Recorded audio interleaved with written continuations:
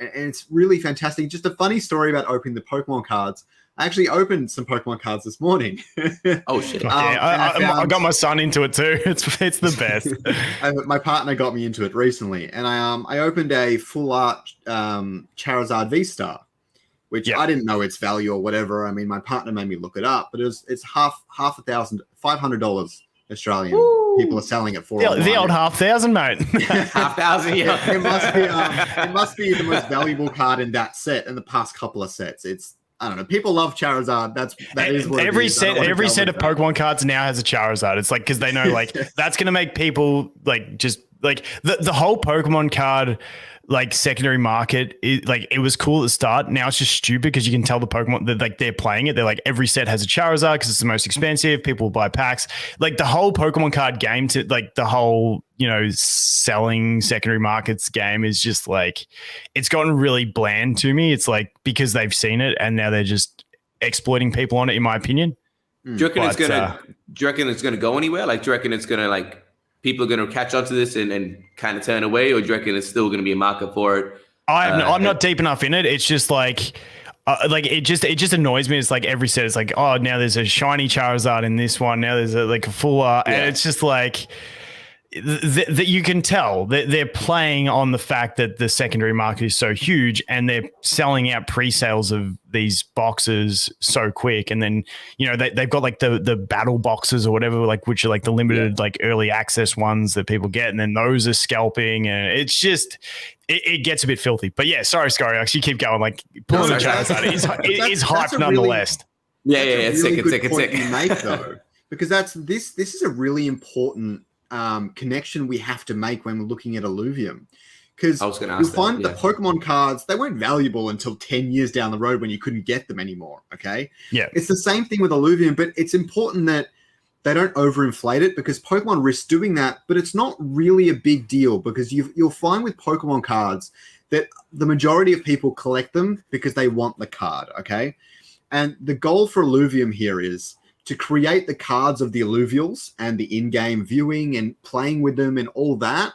You have to create that connection to the person, that emotional attachment, that attachment to the first Illuvial they ever caught, the first holographic Illuvial they ever caught. You have to build those emotional connections. Otherwise, the amount of supply you have is going to be too much, because you need people taking the supply away. And that is just how economics work in this ecosystem. What do you think, TSG? Yeah, no, I agree. I completely agree. I don't really have anything to add about that. The thing I think with that for me, I'm actually looking forward to, in my perspective, with the Illuvium ecosystem in general and like the IP, is like you say, with the Pokemon cards, they got valuable like 10 years later. And I think for me personally, I keep that in mind, like when looking at Illuvium as well, like the Illuvials that we catch, that I don't think they're going to just skyrocket, and I don't think they're going to go nuts. I think maybe 5, 6, 7 years, once we actually have like a kart racer game and all of these other games where those original Illuvials are still playable in the new games, that's when we're going to start to see actual price appreciation that's going to mean something. Yeah, like once you get like a Diablo-esque game, Vulcan, jump in. Sorry, I was just going to say, for me, you're getting more into a competitive card. I know Pokemon has its competitive side, but I don't think old cards really become meta in Pokemon. Whereas I used to play Yu-Gi-Oh! And there was a common from like one of the first 5 sets, and it was always on the ban list. And it was just a common. And they decided No. It was Vanity's Emptiness, if you want to look at it. When it's a permanent trap card, and no one can special summon. That's so nuts. That's so nuts. That's special summons weren't a big thing until later on in the games. Yeah, so like when the game was first out, it was like everyone was just normal summoning. So like, what's this shit? So no one cared. But anyway, they banned it for ages, and then it came off the ban list. Then you had this common from an early set, which I actually picked up at the local shop. They had their commons binder. I actually picked up 6 of it once it came off the ban list. I went there as soon as I saw it and went and picked them up, and they were selling for $60, these commons.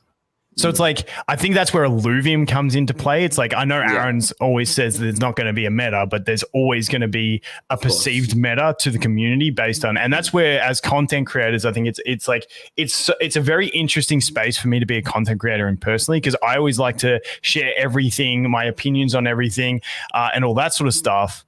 But then it's like, I don't want to impact people to go whaling into something, if you know what I mean. So it's a very interesting space for me to be making content in. But I definitely think in terms of like the future of Illuvium, like actually knowing the meta, looking at what's coming and being able to play the market like that is going to be a big field for some people to really capitalize on. But and some people really enjoy that.